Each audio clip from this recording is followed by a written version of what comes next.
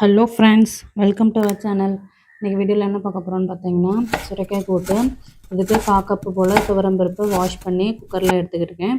அது கூடவே ஒரு கிளாஸ் வாட்டர் ஆட் பண்ணிக்கலாம். ஸோ இப்போ மீடியம் சைஸ் சுரைக்காவை கட் பண்ணி அது கூட ஆட் பண்ணிட்டு, சுரைக்காய்க்கு தேவையான உப்பு, அப்புறம் மஞ்சத்தூள், அப்புறம் பெருங்காயத்தூள் எல்லாத்தையும் ஆட் பண்ணி குக்கரை மூடி போட்டு மூடி வச்சிடலாம். ஸோ 3 to 4 விசில் விடுங்க. சுரைக்காய் கூட்டுக்கு தேவையான மசாலா ரெடி பண்ணிடலாம். அதுக்கு ஒரு கொத்து தேங்காய், ஒரு பச்சை மிளகாய், 4 பல் பூண்டு, அரை டீஸ்பூன் சீரகம் எல்லாத்தையும் ஆட் பண்ணி குறப்பாக அரைச்சி எடுத்துக்கலாம். இப்போ சுரைக்காய் நல்லா வெந்து வந்துடுச்சு. இப்போ அரைச்சி வச்சிருந்த மசாலாவை அது கூட ஆட் பண்ணிடலாம். ஸோ இப்போ ஆட் பண்ணி நல்லா கொதி வந்த பிறகு தாளிசம் பண்ணிடலாம்.